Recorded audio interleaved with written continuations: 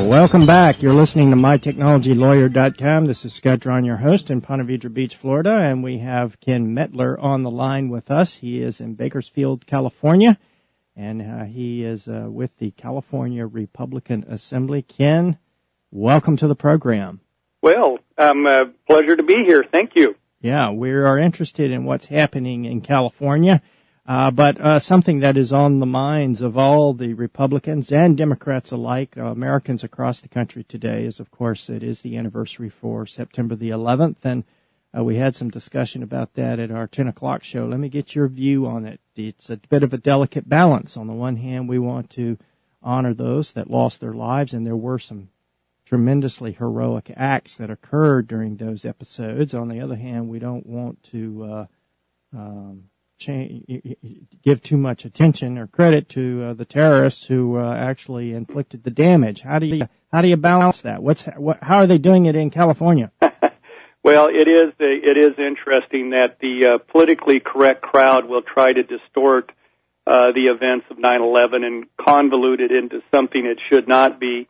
We are cognizant of that and watching very closely how the celebrations are handled at the schools here in California, etc., to make sure it accurately portrays what really happened. This nation was attacked savagely, and we need to remember how this country came together at that time, and realize that we are in a dangerous world, and this should not be glossed over and made into a feel-good event.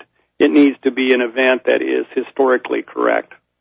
Yeah, no question about that. And it is a little bit puzzling if you take a look at anniversaries that are typically honored in connection with conflict. They usually mark victories, V-Day, the landing at Normandy, those kinds of things. This one is a little bit different and a little bit complicated. So you're right. It's vulnerable. It's to